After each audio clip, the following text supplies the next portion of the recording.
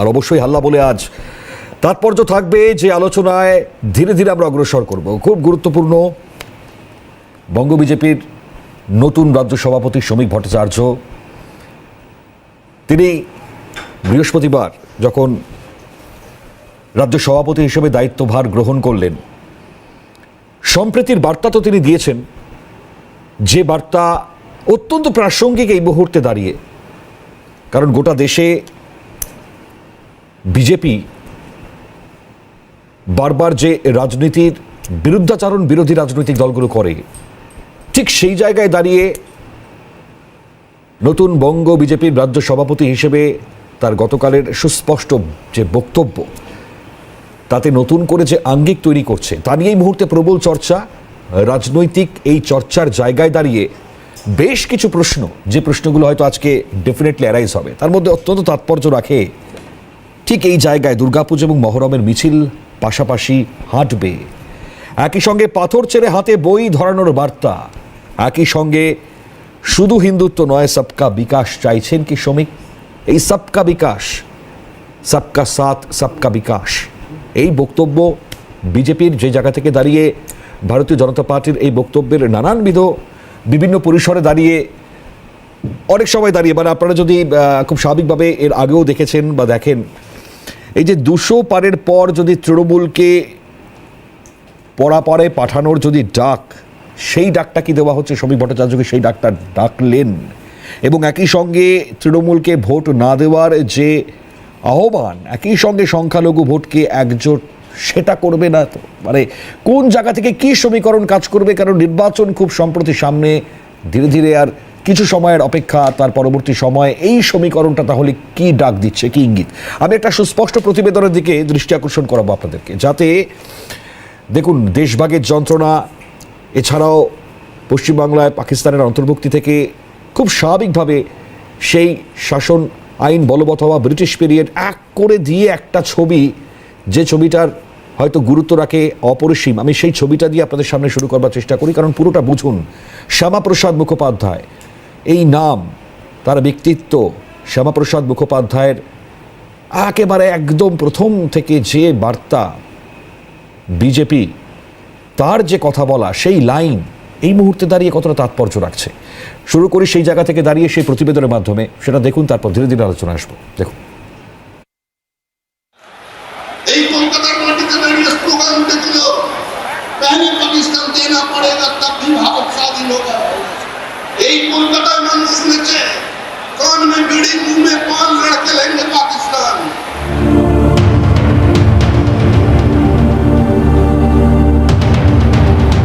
বঙ্গ বিজেপির সদর দপ্তরে বসে বিজেপির মুখপাত্র শ্রমিক ভট্টাচার্যের মুখ থেকে এভাবে বহুবার উঠে এসেছে ইতিহাসের কথা। দেশভাগের যন্ত্রণা, পশ্চিমবঙ্গকে তৎকালীন পাকিস্তানের অন্তর্ভুক্ত হতে না দেওয়ার লড়াইয়ের কথা বাস্তবিকই অজানা অনেকের। হয়তো তাই পশ্চিমবঙ্গের বেশিরভাগ মানুষের কাছে শ্যামাপ্রসাদ মুখোপাধ্যায়ের নামটা যেন অনেকটাই ধূসর। শ্যামাপ্রসাদের অবদানের কথা এখন এই বঙ্গে তুলে ধরছে বিজেপি। 1932 সালে ব্রিটিশের সাম্প্রদায়িক বাটোয়ারা, 1935 সালে যখন ভারত শাসন আইনের অঙ্গীভূত হয়, তখন স্পষ্ট হয়েছিল বাংলার 45% হিন্দুর জন্য বাংলার আইনসভায় বরাদ্দ মাত্র 32% আসন, 250 সদস্যের আইনসভায় মাত্র 80 আসন। প্রতিবাদে সরব হয়েছিলেন রবীন্দ্রনাথ ঠাকুরও। ব্রিটিশের সেই সাম্প্রদায়িক বাটোয়ারার বিরোধিতা করেই শ্যামাপ্রসাদের রাজনীতিতে পা রাখা। 1937 সালের ভোটে বাংলায় প্রতিষ্ঠিত হয়েছিল মুসলিম লীগের সাম্প্রদায়িক শাসন। হিন্দু মহাসভার কার্যনির্বাহী সভাপতি হিসেবে সেই শাসনের অবসান ঘটিয়েছিলেন শ্যামাপ্রসাদই। 1941-এর শেষে মুসলিম লীগ ছেড়ে ফজলুল হক নতুন মন্ত্রিসভা করেছিলেন শ্যামাপ্রসাদ ও কংগ্রেসের একাংশকে নিয়ে। শ্যামাপ্রসাদের পশ্চিমবঙ্গে কি শ্যামাপ্রসাদের দেখানো পথে হাঁটতে চাইছেন বিজেপির নবনির্বাচিত সভাপতি শ্রমিক ভট্টাচার্য? তার মাথায় কি কালীগঞ্জের উপভোটের ফলের বিশ্লেষণ? সবে হয়ে যাওয়া কালীগঞ্জের উপভোটে আদৌ ছিল না কোনো গুরুত্ব, ছিল না প্রচারের ঢক্কা নিনাদও। যার জেতার কথা ছিল সেই তৃণমূলে জিতেছে। তবু ভোটের ফলের দিন নজরে চলে আসে সেই কালীগঞ্জই। উপভোটের নিয়মেই ভোট কম পড়া কালীগঞ্জে ভোট কমেছে তৃণমূল কিংবা বিজেপির, কিন্তু অবাক করে ভোট বেড়েছে বাম কংগ্রেসের। মুসলিম অধ্যুষিত কালীগঞ্জে বাম কংগ্রেসের ভোটের বাড়বাড়ন্ত নিয়ে যখন চর্চা বাংলায়, তখনই তৃণমূলের বিজয় উল্লাসের বোমায় প্রাণ যায় 9 বছরের ছোট্ট মেয়ে তামান্নার। পুলিশে আস্থা না রেখে মেয়ের খুনের তদন্তে সিবিআই চেয়ে বৃহস্পতিবার তামান্নার মা যখন হাইকোর্টে, তখন বঙ্গ বিজেপির সভাপতির দায়িত্ব কাঁধে তুলে নিচ্ছেন শ্রমিক ভট্টাচার্য। হিন্দুত্ববাদী দল হিসেবে পরিচিতি পাওয়া বিজেপির নতুন রাজ্য সভাপতি শ্রমিক ভট্টাচার্য নতুন বার্তা দিলেন পশ্চিমবঙ্গের সংখ্যালঘুদের উদ্দেশ্যে। দেখুন রামপুরের দিকে তাকিয়ে, উঠছে মুসলমান, মরছে মুসলমান। কারা এই অবস্থা তৈরি করলো? যারা আমাদের ভোট দিচ্ছেন না, যারা আমাদের থেকে দূরে থাকছেন, আপনার প্রয়োজন যদি মনে করেন বিজেপিকে অচ্ছুত অকৃষ্ট মনে করেন, আপনারা ভোট দয়া করে দেবেন না। কিন্তু আপনারা আয়নার সামনে দাঁড়িয়ে নিজেকে প্রশ্ন করুন, গত 3 বছরে পশ্চিমবঙ্গে যত খুন হয়েছে তার মধ্যে মুসলমানের সংখ্যা 90% মুসলমান খুন। মরছে মুসলমান, মরছে মুসলমান। আপনাদের পরিবার বলতে সিবিআই তদন্ত চাই। এই অবস্থা থেকে মুক্তি পেতে হবে। যে মঞ্চ থেকে রাজ্যের বিরোধী দলনেতা হিন্দু ভোটকে ঐক্যবদ্ধ হওয়ার ডাক দিয়েছেন, সেই মঞ্চ থেকেই শ্রমিক ভট্টাচার্যের এই আহ্বান বিশেষ তাৎপর্যপূর্ণ। শ্রমিকের এই বার্তায় কি আছে কালীগঞ্জের উপভোটের প্রতিফলন? বিজেপিকে অস্পৃশ্য মনে করলে ভোট কি বাম কংগ্রেসকে দেওয়ার আহ্বান শ্রমিকের মুখে? সংখ্যালঘু স্মৃতিতে কি জাগিয়ে রাখতে চাইছেন বকটুই থেকে কালীগঞ্জ, চোপড়া থেকে ভাঙড়ের কথা? শ্যামাপ্রসাদের পথ ধরেই কি সংখ্যালঘু ভোটে ভাঙন চাইছেন শ্রমিকও? জ্যোতি বসুদের পাশে না পেলে শ্যামাপ্রসাদ কি ঠেকাতে পারতেন পশ্চিমবঙ্গের পাকিস্তানের অন্তর্ভুক্তি? শ্যামাপ্রসাদের পথেই কি বাম কংগ্রেসকে পাশে নিয়ে শ্যামাপ্রসাদ মুখোপাধ্যায়ের দলকে পশ্চিমবঙ্গের ক্ষমতায় আনতে চাইছেন শ্রমিক ভট্টাচার্য? ক্যালকাটা নিউজ।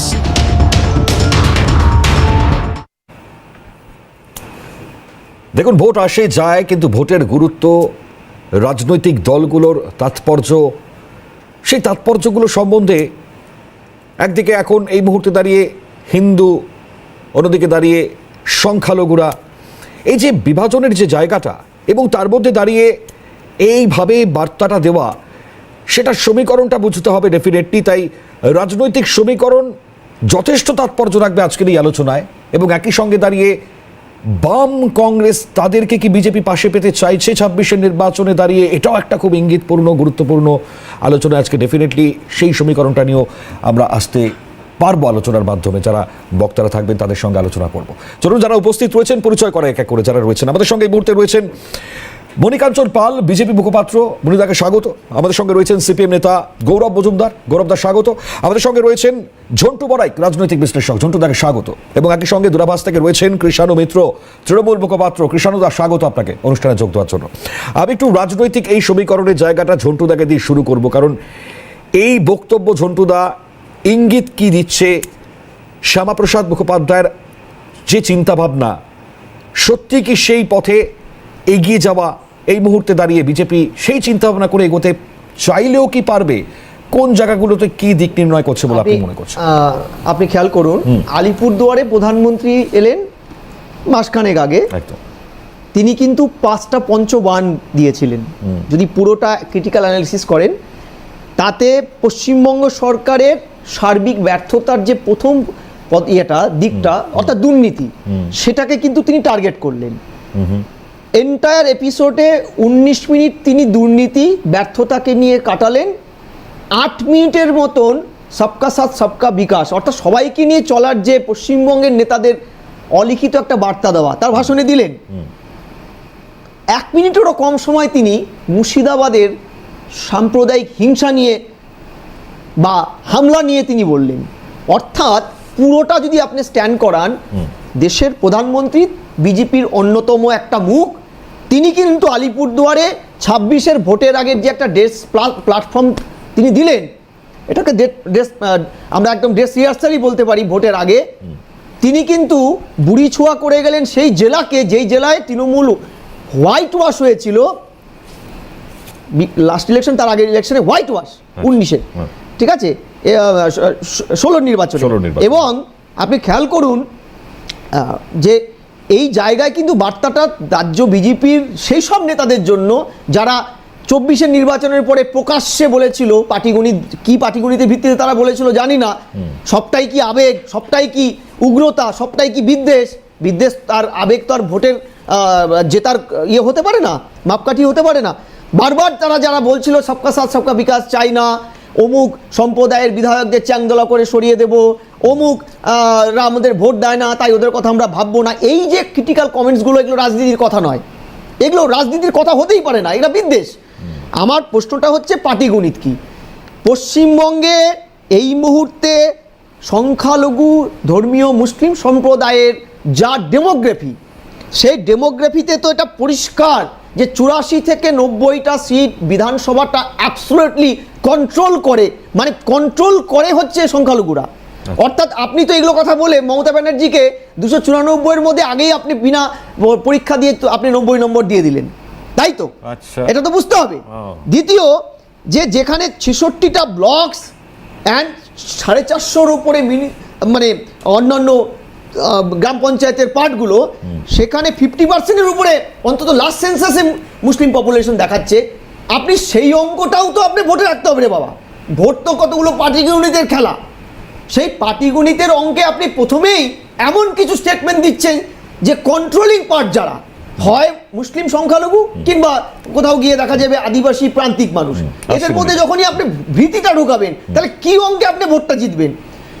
একটা জিনিস বুঝতে হবে, শ্রমিক বাবুর কথাটা কিন্তু তারই রিপ্লিকা নাকি প্রধানমন্ত্রীর বেঁধে দেওয়া সুরেই রাজ্য বিজেপি এগোলেন আমরা জানি না, তবে এটা একটা বাস্তব মনোময় যে শ্রমিক বাবু মুখে কি বলেছেন, মুখের কথাতে তার যে দীর্ঘদিনের যে পলিসি পশ্চিমবঙ্গের জন্য তাতে কতটা মলম পড়বে। সংখ্যালঘু সম্প্রদায় যারা তৃণমূলের অত্যাচারে সত্যি চিরাচাপটা, ভোট দেয় মুসলিম, মরে মুসলিম, মারে মুসলিম, এই যে তত্ত্ব কথা, এটা তো পলিটিক্যাল হতে পারে কিন্তু এটা তো ভুল নয়। ফলে এই মানুষগুলো যখন চিড়েচাপটা হচ্ছে, তারা বিকল্প চাইছে, সেই বিকল্প বামেদের দিকে একবার যাচ্ছে, কিন্তু তারা এখনো পর্যন্ত সেই জায়গাটা আসতে পারেনি, হয়তো আসবে বা তাদের সোশ্যাল মুভমেন্টগুলোয়। কিন্তু যদি বিজেপি এই বার্তাটা দেয় এবং স্ট্রংলি দেয়, শুধু ভোটের জন্য নয় বা বলার জন্য নয়, ওদের কনফিডেন্সি নিয়ে দিতে পারে, আমি বিশ্বাস করি এখানে দেখুন সাধারণ মানুষ হিসেবে একটা জিনিস তো দাবি থাকে যে শাসক যেন বহুমতের এমন জায়গায় না যায় যে তিনি গণতন্ত্র সাধারণ মানুষকে কুকুর বিড়ালের মতো দেখে, ট্রিট করে। এটা তো আমরাও চাই, কারণ বিরোধীরা আয়না, সংসদীয় গণতন্ত্রের বিরোধী আয়না, সে আয়নাটা যদি আপনার ভাঙা হয়। আর দ্বিতীয় লাস্ট কথা যেটা, শ্রমিক বাবু যদি সত্যিকারের রাজ্য বিজেপিকে হালে পানি দেওয়ার ইয়ে থাকে, শীত ঘুম থেকে তুলতে পারে, অর্থাৎ যে রাজ্য বিজেপি ছেঁড়া ছাতায় এতদিন নিজের গা ঢাকতে চেয়েছিল, কেন্দ্রের হেডমাস্টার আসনি তারা জেগে উঠতো আবার ঘুমিয়ে পড়তো, সেই হালে পানি দিলে খুব সাধারণ মাপের মানুষ হিসেবে আমি বলছি কোনো একটা বিকল্প আমার কাছে বিরোধী হিসেবে বিজেপি বলো বা বাম কংগ্রেস জোট বলো, বিরোধী শক্তিশালী হলে নাগরিকরা কিন্তু গণতন্ত্রের অর্থাৎ আর্টিকেল 14 সুবিধাটা ভোগ করতে পারে। খুব গুরুত্বপূর্ণ। ঠিক আছে, চলো ঝন্টুদার এই সমীকরণ থেকে আমি এবার শুরু করি আলোচনা, কারণ রাজনৈতিক এই জায়গাটা উত্থান করে দিয়েছেন ঝন্টুদা। মনিদা হাত তুলছিলেন, মনিদার কাছে ঠিক এই জায়গায় আসবো। এর আগে 200 পার বলেছিলেন, মানে ঠিক তারপর তৃণমূলকে পরপারে পাঠানোর কি ডাক, এটা কি কথার কথা শুধু? তাহলে পরে ঝন্টুদা সমীকরণ বললেন, হয়তো তিনি ইলেকশন নিয়ে অ্যানালাইজ করেন বলে শুধু পাটিগণিতের কথাটা বললেন, কিন্তু ভারতীয় জনতা পার্টির একজন কার্যকর্তা হিসাবে শুধু সংখ্যাটা আমাদের কাছে ম্যাটার করে না। যদি সংখ্যাটা ম্যাটার করতো তাহলে আমরা আজকে কংগ্রেস এবং কমিউনিস্টদের যে এক আইডিওলজি তৈরি করেছিল এখানে মাইনরিটি বেস, অর্থাৎ অ্যাপিজমেন্ট করো, নো ডেভেলপমেন্ট, শুধু অ্যাপিজমেন্ট করো মাইনরিটি, এবং মাইনরিটি বলতে শুধু মুসলিম, এই যে একটা পারসেপশন ভারতবর্ষে তৈরি করেছে, তার একটা অল্টারনেটিভ পলিটিক্যাল পার্টি আমরা তৈরি করতে পারতাম না বা করতাম না। আমরা সেই জায়গাতেই গা ভাসিয়ে দিতাম যেখানে কংগ্রেস এবং কমিউনিস্টরা করেছে অ্যাজ পার ঝন্টুদা, আমরা কিন্তু সেটা করিনি। এখন প্রশ্ন হচ্ছে মণিময়, তোমরা মিডিয়া এবং বিরোধী দল এবং যারা টিভিতে বসে অ্যানালাইজ করে, তারা একটা পারসেপশন তৈরি করে দেওয়া হয়েছে যে বিজেপি মানে মুসলিম বিরোধী এবং এরা হিন্দু মুসলিমের দাঙ্গা বাঁধায়। এই একটা পারসেপশন কিন্তু তৈরি করে দেওয়া হয়েছে। আমি 2-3টে পয়েন্ট হাইলাইট করতে চাই। প্রথমত 1925 সালে আরএসএস তৈরি হয়েছে, আর 1952 সালে জনসংঘ, পরবর্তীকালে ভারতীয় জনতা পার্টি। তাহলে কি 1925 সালের আগে ভারতবর্ষে কোনো হিন্দু মুসলিম দাঙ্গা হয়নি, যার জন্য বারবার আমাদের দিকে আঙুল তোলা হয়? বা যদি হিন্দু মুসলিম খুব মিলনভাবে থাকতো, খুব একসাথে ভাই ভাই থাকতো, তাহলে তো দেশ ভাগে প্রশ্ন হতো না। পৃথিবীর মধ্যে সর্ববৃহৎ মাইগ্রেশন হয়েছে আমাদের ভারতবর্ষ বিভক্তের জন্য, এবং সবথেকে বেশি লোক মারা গেছে, প্রায় 10 লাখ লোক মারা হয়েছে। তো সুতরাং যে জিনিসটা দেখানো হচ্ছে সেটা নয়। নাম্বার 2, যে শ্যামাপ্রসাদ মুখার্জি কি মুসলিম বিরোধী? প্রথমত একটা ভুল ন্যারেটিভ এতদিন চালানো হয়েছিল, কাউন্টার করা হচ্ছে যে মুসলিম লীগের সাথে শ্যামাপ্রসাদ মুখার্জির সরকার তৈরি হয়েছিল, তার কোনো ডকুমেন্টেড বলছে সেটা মুসলিম লীগের সাথে ছিল না, ফজলু হকের সাথে কিষাণ পার্টির ছিল।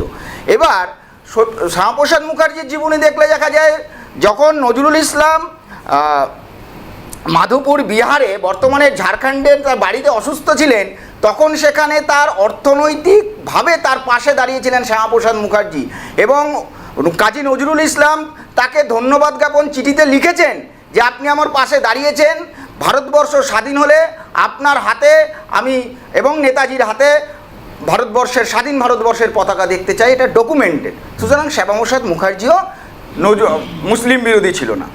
এবার আসি মোদিজি কি মুসলিম বিরোধী? একটা পারসেপশন তৈরি করে দেওয়া হয়েছে। 14 থেকে 2025 দুটো টার্ম হয়ে গেছে, থার্ড টার্ম কন্টিনিউ। একটা ইনস্ট্যান্স দেখা বিরোধীরা যেখানে মুসলিম হওয়ার জন্য ভারত সরকারের যে কোনো একটা জনকল্যাণমূলক কাজ করা হয়নি, জনকল্যাণমূলক কাজ মুসলিমদের দেওয়া হয়নি। একটা দেখা ইনস্ট্যান্স যে এখানে মুসলিম এরিয়া বা মুসলিম এমএলএ বা মুসলিম কাউন্সিলর, মুসলিম পঞ্চায়েত প্রধান, তার জন্য এরা পাবে না, একটাও দেখানো হয় না। অর্থাৎ মোদিজিও মুসলিম বিরোধী নয়, অর্থাৎ একটা পারসেপশন তৈরি করা দেওয়া হয়েছে বিজেপি মুসলিম বিরোধী। এবার সংখ্যালঘুদের নিয়ে কথা আসছে কেন তাহলে? না আমি আসছি কেন, আমি এর কারণটা বলছি। কারণ দেখুন, মুসলিম বিরোধী জাগিয়ে দেওয়ার প্রধান কারণ দেখানো হয়েছিল রাম মন্দির। এখান থেকে শুরু, অস্বীকার করার জায়গা নেই, সোজা সাপটা কথা সোজাভাবে বলছি। রাম মন্দির ইস্যুতে প্রথম কেস হয় 1950 সালে, সুন্নি ওয়াকফ বোর্ড, মানে এটা আমার কথা নয়, এএসআই যে কে মোহাম্মদ, যিনি রাম মন্দিরকে খনন কার্যে প্রধান ছিলেন, তার বইয়ে লেখা আছে যে সুন্নি বোর্ড কিন্তু রাম মন্দির ইস্যুতে পার্টি হতে চায়নি 1950 থেকে 1961 পর্যন্ত। 61তে সেকুলার কংগ্রেস এবং কমিউনিস্টরা বোঝালো তোমরা এতে পার্টি হও। কে মোহাম্মদের বইয়ে লেখা আছে যে অ্যাজ পার যারা মুসলিম ধর্মটাকে কন্ট্রোল করে বা চালায়, তারা বলেছে রাম মন্দিরে যে জমি আছে তাতে হিন্দুদের যা ইমোশন আছে, মুসলিমদের এর সাথে কোনো ইমোশন নেই। কিন্তু 1950-এর পর 12 বছর হলে যে কোনো কেসের মধ্যে আপনি ইনভলভ হতে পারেন, 12 বছর হয়ে গেলে আর ইনভলভ হওয়া যাবে না। এর জন্য 1961 সালে সুন্নি বোর্ড রাম মন্দির মামলায় পার্টি হয়, তার আগে পর্যন্ত পার্টি হয়নি। অর্থাৎ একদম পরিকল্পনা মাফিক একটা বিভাজনের রাজনীতি, এবং সেটা পুরো বিজেপির ওপরে থপে দেওয়ার একটা রাজনৈতিক ষড়যন্ত্র। সেই রাজনৈতিক ষড়যন্ত্র করে যে আমি তথ্য দিয়ে বললাম কাউকে, আমি আসছি তোমার প্রশ্নেই আসছি। আমাদের তৃণমূলের প্রতিনিধি বসে আছেন, তিনি অনেক কথাই বলবেন, যে ত্রিশূলে কন্ডম পড়েছিল তাকে এমএলএ এমপি করা হয়েছে।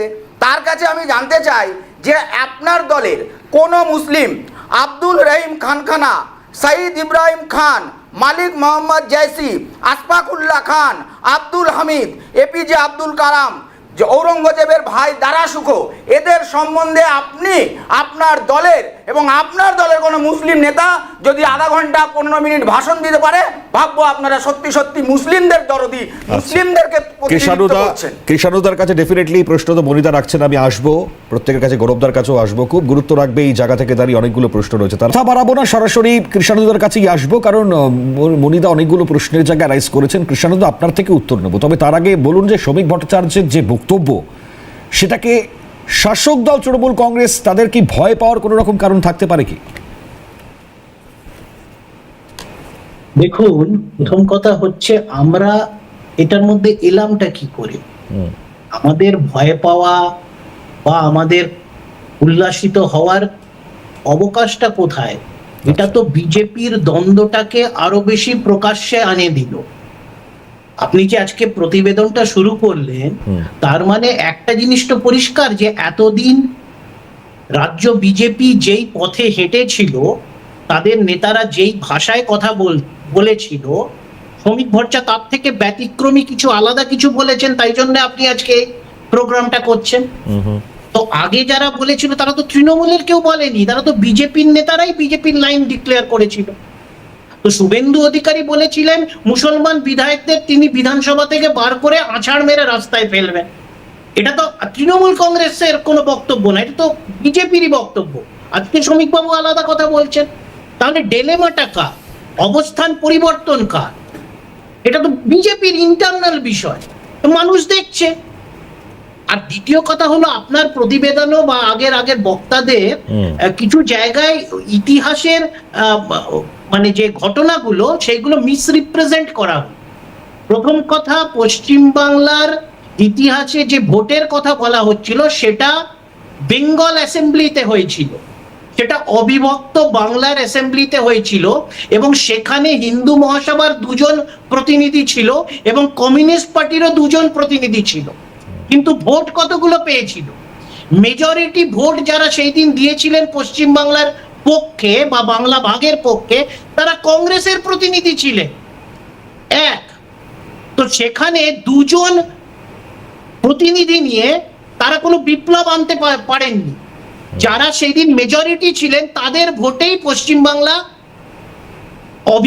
অবিভক্ত বাংলা থেকে আলাদা হয়েছে। তো হিস্টোরিক্যাল ফ্যাক্টটা কারেক্ট করা দরকার। শ্যামাপ্রসাদ মুখার্জি নিজে ছিলেন এবং আরেকজন ছিলেন এই এনসি চ্যাটার্জি, সোমনাথ চ্যাটার্জির বাবা। তারা 2 মিলে 58টা ভোট তারা কি করে পেল? কারণ বাকি যারা মেজরিটি ভোট দিল তাদের কৃতিত্ব 1। 2 হচ্ছে হিন্দু মহাসভার সাথে সরাসরি মুসলিম লীগের জোট ছিল, এখানে সেটাকে চেপে দেওয়ার চেষ্টা হল। ইতিহাস আপনি তো লুকোতে পারবেন না, হিস্টোরিক্যাল ফ্যাক্ট ইজ রেকর্ডেড। আজকে সেই সময়ে যে ভোট হয়েছিল, যেগুলো ইলেকটোরাল বেসিস ভোট হতো, মুসলিম লীগ বেশ কিছু আসন পেয়েছে, কংগ্রেস পেয়েছে, হিন্দু মহাসভা পেয়েছে, সেইখানে 3টে রাজ্য, তার মানে প্রথম রাজ্য সিন্ধ, সরাসরি মুসলিম লীগের সাথে হিন্দু মহাসভার সরকার হয়েছিল, alliance government between Hindu Mahasabha and Muslim League. দ্বিতীয় province NWFP, North West Frontier Province, যেটা বর্তমানে পাকিস্তানে খাইবার পাখতুনখোয়া বলে, সেই নর্থ ওয়েস্ট ফ্রন্টিয়ার প্রভিন্সেও যে সরকার হয়েছিল সেটা হিন্দু মহাসভা এবং মুসলিম লীগের অ্যালায়েন্স গভর্নমেন্ট হয়েছিল। বাংলাতে সেটা ঘুরপথে হয়েছিল, যেহেতু একটা বড় দল হিসেবে ফজলুল হকের কৃষক প্রজা পার্টি তারা অনেকগুলো আসন পেয়েছিল, এবং সেই কৃষক প্রজা পার্টির সাথে প্রথমে মুসলিম লীগেরই সরকার হয়েছিল। তারপরে ফজলুল হকের আবেদনে সেখানে শ্যামাপ্রসাদ মুখার্জি যুক্ত হন এবং তাই থেকে শ্যামা হক মন্ত্রিসভা উল্লেখ আছে। ইতিহাসটাকে ইতিহাসের মতো করে সত্যি বলতে হবে, লুকোচ্ছেন মানে আপনার আড়াল করার বিষয় আছে। দ্বিতীয় হচ্ছে সব থেকে ইম্পর্টেন্ট, বাংলার মানুষের কাছে আপনি যাকেই তুলে ধরুন, নেতাজি সুভাষচন্দ্র বসুর উপরে কেউ নয়। বাংলার মানুষ ছুঁড়ে ফেলে দেবে আস্থা করে, যেটা এতদিন দিয়ে এসছে। নেতাজি সুভাষচন্দ্র বসুর হিন্দু মহাসভার রাজনীতি এবং হিন্দু ধর্মকেন্দ্রিক, হিন্দু গেরুয়াধারী সন্ন্যাসীদেরকে সামনে নিয়ে রাজনীতি সম্পর্কে কি মূল্যায়ন ছিল? নেতাজি ভাষণে বলেছেন, নেতাজির ডায়েরিতে লেখা আছে, যেটা শ্যামাপ্রসাদ মুখার্জিরও ডায়েরিতে সমানভাবে পাওয়া গেছে। নেতাজির লোকেরা হিন্দু ধর্মকেন্দ্রিক রাজনীতি করার জন্য শ্যামাপ্রসাদ এবং তার দলবলকে পেটাতো রীতিমতো। এবং সেখানে নেতাজির বক্তব্য আছে ভাষণে, যে যদি গেরুয়া সন্ন্যাসীদেরকে ব্যবহার করে হিন্দু মহাসভা হিন্দু ধর্মকে ভিত্তি করে ভোট চায়, তাহলে তাদেরকে ব্রাত্য করুন, তাদের বিরোধিতা করুন। নেতাজির সরাসরি বক্তব্য আছে। তো সুতরাং ইতিহাসটা মনিদা কিছু বলতে চাইছেন কৃষ্ণানুদা, পার্সপেক্টিভে এবং বিকৃত করে মূল্যায়ন করলে হবে না। এবং মূল্যায়ন বিকৃত করলে ওই হবে 205 77-এ এসে গাড়ি থামবে, আগামী দিনে সেটা 35-এ এসে থামবে। আচ্ছা, তো ইতিহাসটাকে ইতিহাসের মতো করেই দেখতে হবে। চল মনিদা সংক্ষেপে একদম ছোট করে। একদম সংক্ষেপে, বিজেপির ইন্টারনাল যে নেতাজি সব থেকে বড় বাঙালি ছিল, কে বলছে? কংগ্রেসের পেট থেকে জন্ম নেওয়া তৃণমূল কংগ্রেসের প্রতিনিধি।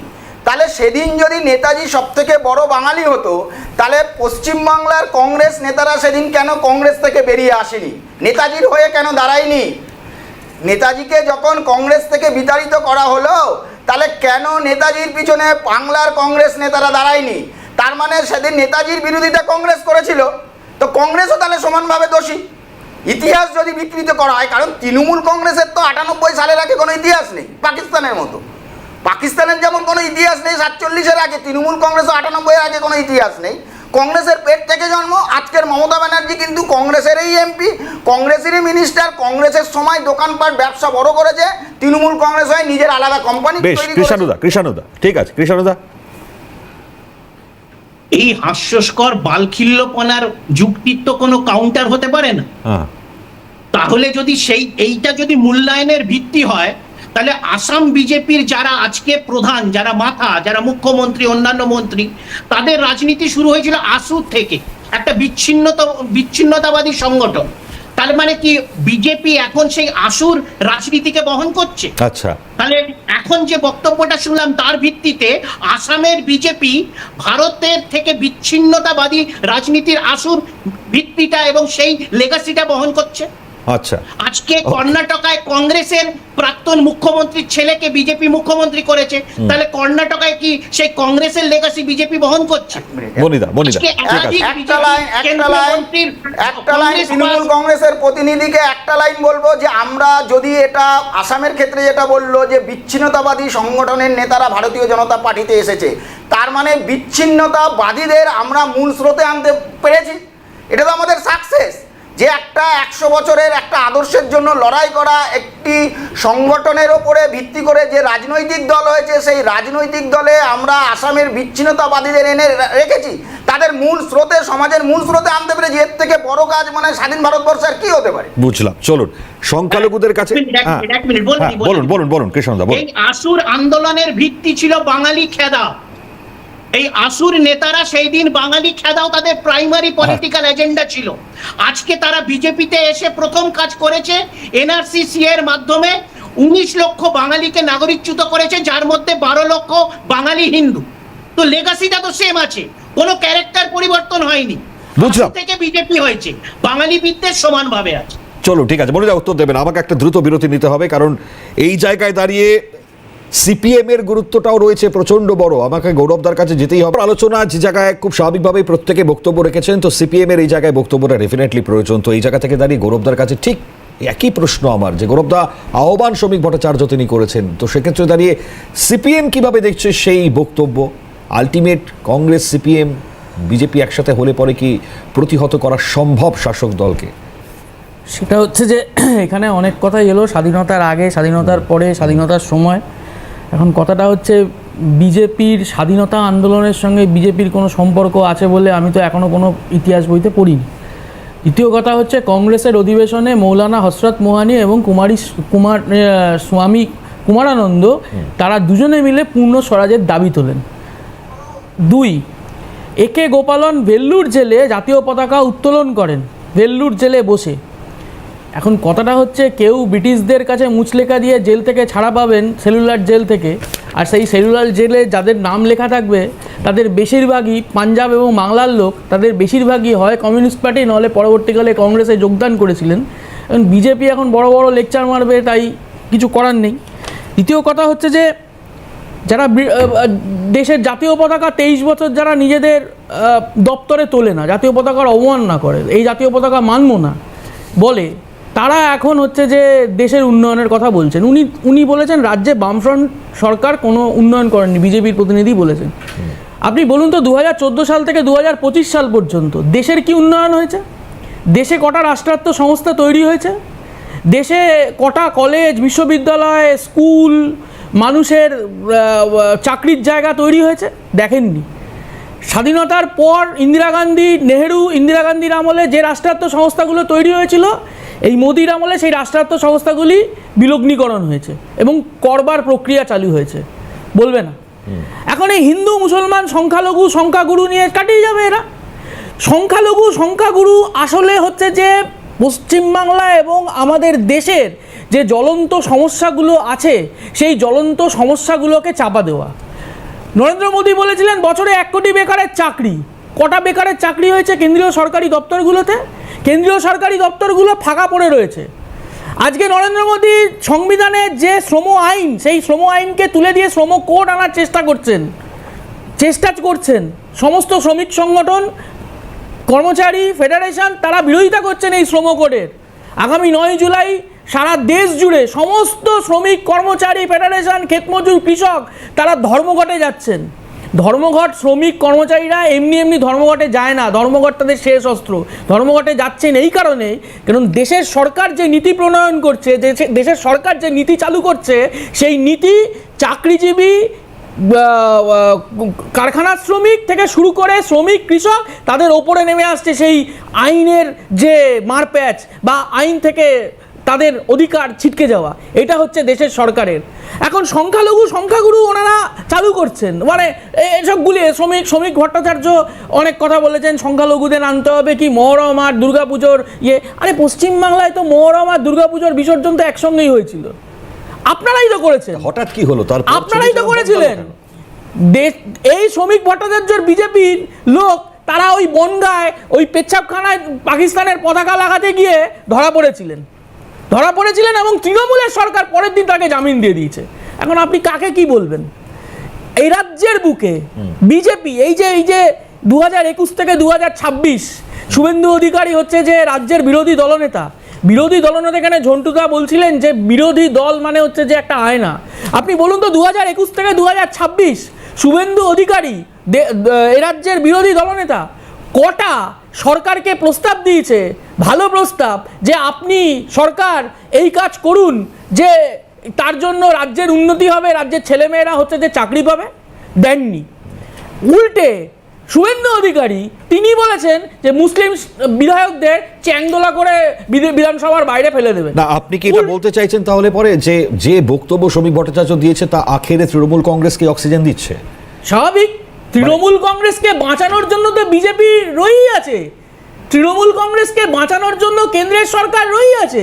জগদীপ ধনকর দেশের উপরাষ্ট্রপতির ভোটে আপনি দেখেননি হেমন্ত বিশ্ব শর্মার সঙ্গে মমতা ব্যানার্জি ওই দার্জিলিংয়ে মিটিং করছেন, তারপরেই তৃণমূল সমর্থন করলো? আচ্ছা, আপনি দেখেননি? আচ্ছা, আপনি দেখেছেন? আপনি দেখেননি এই যে এনআরসির সময় দেশের সমস্ত রাজনৈতিক বিজেপি বিরোধী রাজনৈতিক দল তারা একত্রিত হয়ে সংসদের অভ্যন্তরে যখন বিজেপিকে চেপে ধরছে, অনাস্থা প্রস্তাব আনছে, সেখানে দাঁড়িয়ে তৃণমূলের 8 জন সাংসদ কেউ সিনেমা দেখতে যাচ্ছেন, কেউ শুটিং করতে যাচ্ছেন, কেউ অসুস্থ বলে কলকাতায় ঘুরে বেড়াচ্ছেন, কেউ হচ্ছে যে নিজের পরিবার নিয়ে বিদেশে ঘুরতে যাচ্ছেন, বিজেপিকে সুবিধা করে দিচ্ছেন সেই আইন আনতে। যখন এ রাজ্যের বুকে, ধর্মতলার বুকে সমস্ত বিরোধী রাজনৈতিক দল তারা এনআরসি বিরোধী আন্দোলনে একত্রিত হচ্ছে, তখন রাজ্যের মুখ্যমন্ত্রী অমিত শাহকে হেলিকপ্টার করে হচ্ছে যে রাজভবনে নিয়ে একত্রে মিটিং করছে। আপনি দেখেন অক্সিজেন বুঝলাম না, কংগ্রেস কমিউনিস্টদেরকে একসঙ্গে নিয়ে যে পশ্চিমবঙ্গকে পাকিস্তানের অন্তর্ভুক্ত হওয়া থেকে শ্যামাপ্রসাদ মুখোপাধ্যায় রুখে দিয়েছিলেন, সেই যে বাণী বা সেই যে বার্তাটাকে ভুল করছেন। আচ্ছা, আপনি ভুল করছেন। আমি বলছি যে আপনি ভুল করছেন। শ্যামাপ্রসাদ মুখার্জি ব্রিটিশদের সঙ্গেই ছিলেন এবং তিনি হিন্দু রাষ্ট্র করবার জন্যই হচ্ছে যে তৎপর ছিলেন। সেখানে দাঁড়িয়ে কংগ্রেসের অভ্যন্তরে বামপন্থীদের ভূমিকা, কংগ্রেসের ভিতরে প্রগতিশীলদের ভূমিকা, যার ফলশ্রুতিতে আজকে ভারতবর্ষ দেখছেন না আপনারা যে পশ্চিমবাংলার বিরোধী দল তারা চারিদিকে শুধু মুসলিম মুসলিম মুসলিম মুসলিম করে বেড়াচ্ছে, আখেরে তার কার লাভ হচ্ছে? ওকে মনিদা, দেখো মিথ্যা কথা আমি প্রথম শুরু করেছিলাম যে পারসেপশনটা তৈরি করেছে, যে একটা পারসেপশন যে রাষ্ট্রীয় স্বয়ংসেবক সংঘ বা বিজেপির কার্যকর্তারা স্বাধীনতার সময় কি ছিল। আমি কমিউনিস্ট প্রতিনিধিকে বলবো, ভাই একটু গুগল ঘাটো, একটু মানে ঘেটে ঘুটে আসো, তোমাদের নেতারা যে বই লিখেছে সেই বইটা লিখে আজকের দিনে আর চ্যানেলে বসো না।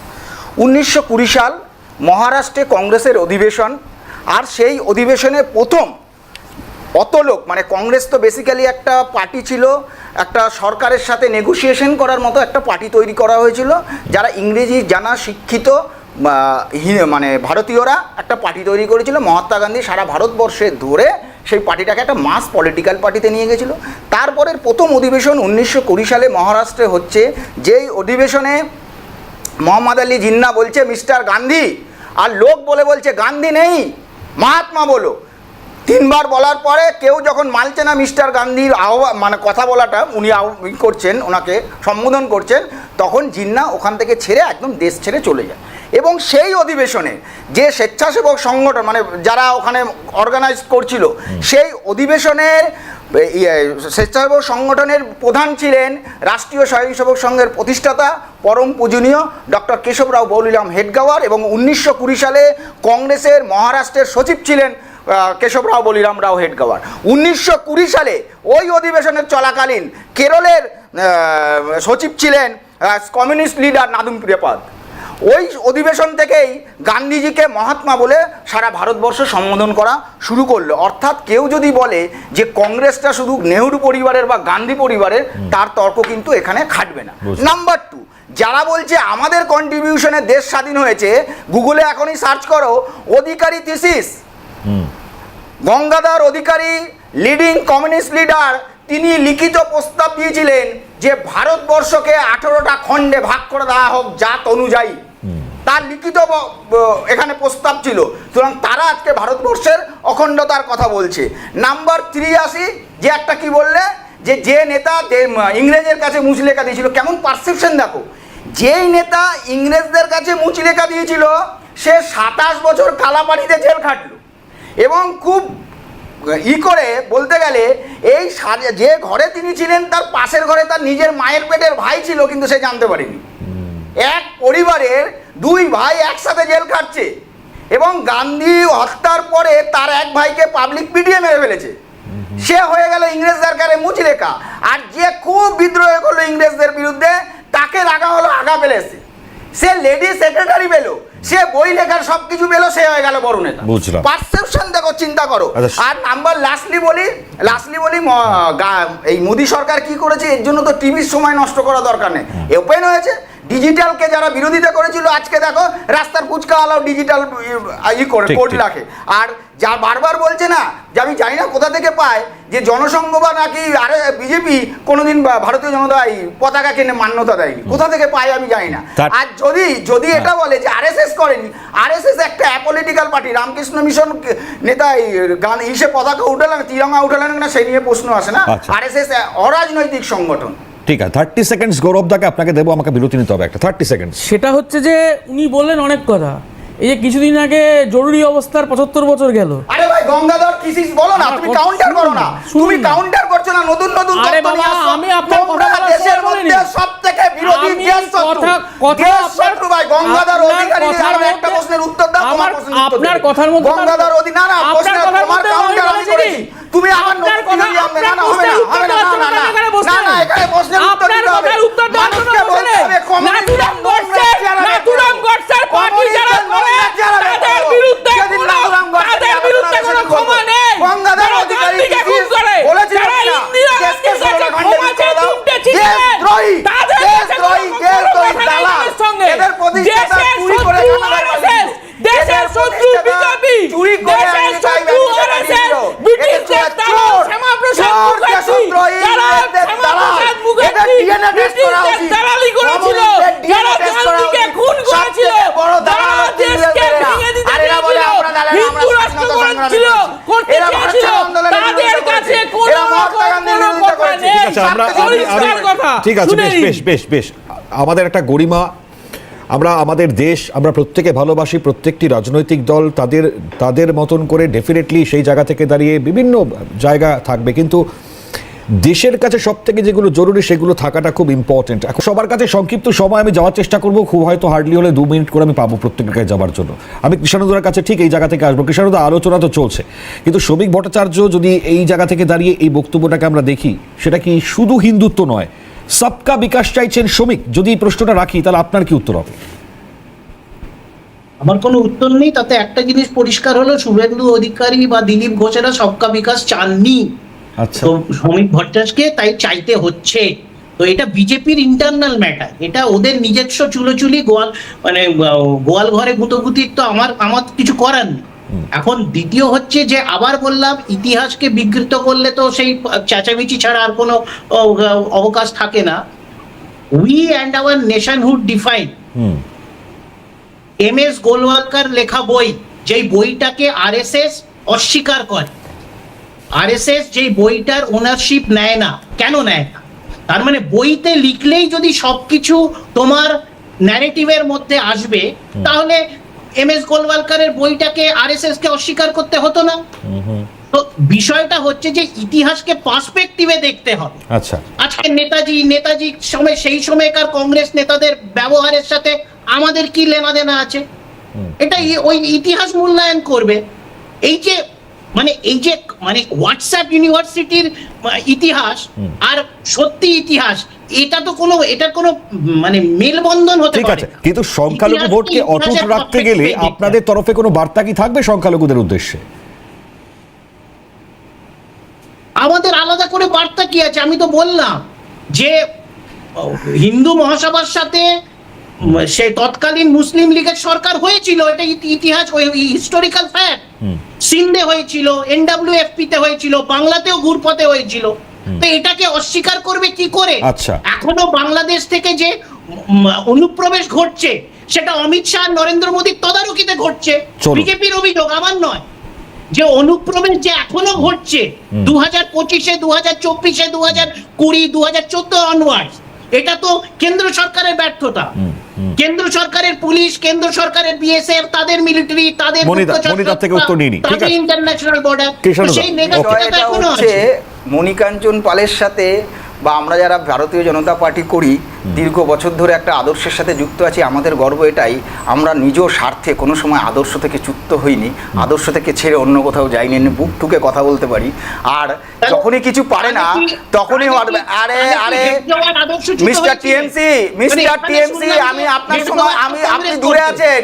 গৌরবের মতো এখানে থাকতেন, আমি কাউন্টার করতাম। মিস্টার টিএমসি, আপনার সাথে আমি কিন্তু করিনি কোনো, আপনার মধ্যে কথা বলিনি, যেহেতু শোটা নষ্ট হয়ে যাবে। যখনই কিছু পারে না তখনই বলে দেয় হোয়াটসঅ্যাপ ইউনিভার্সিটি। যে তথ্যগুলো আমি দিলাম গঙ্গাধর অধিকারী সিসিস থেকে 1920 সালের মহারাষ্ট্রের অধিবেশন, একটা তথ্য ভুল দেখাক, আমাকে দিতে হবে না, CNN-এর কাছে জমা দিলেই হবে যে এই ছেলেটি এই সময় বসে এই মিথ্যা কথা বলে গেছে। সুতরাং দিতে হবে না, আমরা যেখানে আছি সেখানেই থাকি। স্বার্থের জন্য যে কংগ্রেস থেকে তৈরি হয়ে সব কিছু পেলো, সেই কংগ্রেসকে ল্যাং মেরে নতুন দল করলো শুধুমাত্র মুখ্যমন্ত্রী হওয়ার জন্য। আবার মুখ্যমন্ত্রী হতে গেলে যখন কংগ্রেসের সাপোর্ট লাগলো সেখানে নিল। যাদের এইটুকু মূল্যবোধ নেই, সেরকম একটি দলের প্রতিনিধির সাথে কত তর্ক করবো আমরা আদর্শের জন্য? ঠিক আছে, চলো, একটা আদর্শের সাথে আমি বুঝতে পারলাম আদর্শ বনাম ভোট বা রাজনীতি, এটার একখানা ফারাকের জায়গা। আমি ঝন্টুদার থেকে একটু গুরুত্ব বোঝবার চেষ্টা করবো। ঠিক এই জায়গা থেকে দাঁড়িয়ে সবকা বিকাশ যদি আমরা প্রত্যেকেই চাই, কিন্তু তারপরেও কোথাও না কোথাও গিয়ে এমন কিছু হয়ে যাচ্ছে, আদৌ কি সত্যি সবকা বিকাশ বা সেই লক্ষ্যে এগোচ্ছেন প্রত্যেকে? না, প্রত্যেকে বলতে দেখো, গঠনমূলক বিরোধী তো যে কোনো গণতন্ত্রের ক্ষেত্রে একটা শুভ দিক। মানে গঠনমূলক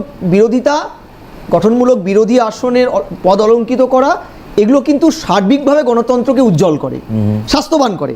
কিন্তু আমরা কি এটা, এখানকার বিজেপির যিনি প্রতিনিধি মণিবাবুও স্বীকার করবেন যে কন্টিনিউয়াস আমরা কেন্দ্রীয় তদন্তকে সাজানো ডালি আর আদালতের বিভিন্ন রায়কে শক্তি উৎস করে রাজ্যের প্রধান বিরোধী দল, অন্তত সংখ্যাতত্ত্বের ভিত্তিতে এখনো প্রধান বিরোধী দল, তারা একমাত্র রাজনীতির ভরসার উৎসস্থল যদি করে নেয়, তাহলে আমি মনে করি কোনো তথ্য, তাদের থিওরাম, তাদের একটা নিজস্ব, তারা তো একটা কনস্ট্রাকটিভ রাজনীতিটা করে, তারা তো একটা রেজিমেন্টেশন, ঠিক আছে, সেটা তো চলতে পারে না। আর মণিবাবু তো নিজে স্বীকার করবেন যে তারা এমন একটা রেজিমেন্টেশন করে যে রেজিমেন্টেশনের দুর্গে হামলা হয়েছে 2021 নির্বাচনের আগে।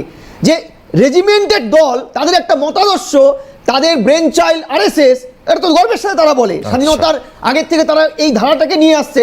তাহলে প্রশ্নটা হচ্ছে, উলুখাগড়ার মতন, বেনজলের মতন 21 নির্বাচনের আগে তৃণমূলের সমস্ত বদ রক্তগুলো কি করে আপনার দলের দেহে ঢুকলো? এটা তো বলতে হবে, উত্তর দিতে হবে। তো রাজ্যের মানুষ তো তা চায়নি। টেট বিশ্বজিৎকে তো তৃণমূল নিতে পারেনি, তৃণমূলের মতন এত বড় দুর্নীতিগ্রস্ত দলটাও রাখতে পারেনি, আপনারা নিলেন, আপনারা অলঙ্কিত করলেন। প্রশ্নটা হচ্ছে মতাদর্শ নয়, যে একটা স্ট্যান্ড, আজকের মানুষও জানে পলিটিক্যাল পার্টি মানেই তাদের কোনো মতাদর্শ নেই, কিন্তু একটা ন্যূনতম স্ট্যান্ড, যে আপনারা যখন তৃণমূলের বিরুদ্ধে বলছেন তাহলে আপনার স্ট্যান্ডটা কি শুধুমাত্র ওই হাইকোর্ট বা ইডি সিবিআই? আপনারা কি লোকের কাছে পৌঁছবেন না? ঠিক আছে। 80,000 বুথ, কটা সক্রিয় সদস্য এখনো আছে ওকে, বলতো? চলুন বেশ, 30 সেকেন্ডস গৌরব দা আপনাকে, 30 সেকেন্ডস। সেটা হচ্ছে যে এখানে শ্রমিক ভট্টাচার্য সংখ্যালঘুদের কথা বলছেন, আমার প্রশ্ন হচ্ছে বিজেপির কজন সংখ্যালঘু এমপি আছেন দেশের সংসদের মধ্যে? শ্রমিক ভট্টাচার্য উত্তর দেবেন। দ্বিতীয়, একটা দল বা একটা সরকার বাবরি মসজিদ ভেঙে রাম মন্দির তৈরি করছে, আর সেই রাম মোদীকে সহায় হচ্ছে না, সেখানে হারছেন বিজেপি। সুতরাং বুঝতে হবে, আমি শেষ করে দিচ্ছি, সুতরাং বুঝতে হবে এই সংখ্যালঘু সংখ্যাগুরু করে আদেও কোনো লাভ নেই, মানুষের জ্বলন্ত সমস্যাগুলো মেটাতে হবে। ওকে, চলুন, নজর থাকবে। আমি আর একদম সময় পাচ্ছি না বলে আমি অসংখ্য ধন্যবাদ জানাই প্রত্যেকে, ঝন্টুদা, মণিকাঞ্চনদা, গৌরবদা, কৃষ্ণদা, প্রত্যেককে অসংখ্য ধন্যবাদ। দেখুন, আলোচনা চলবে, কারণ অলরেডি নির্বাচনের আগে বিভিন্ন পরিস্থিতি যার মাধ্যমে বক্তব্য তা অ্যারাইজ হয়ে যাচ্ছে, দামামা বেজে গিয়েছে, কার্যত সেই জায়গায় সেই লক্ষ্যে এগোচ্ছেন। আপাতত এখানে হাল্লা বল শেষ করছে, পরবর্তী অনুষ্ঠান আপনার কথা, নজর রাখুন শিলাদিত্যর সঙ্গে।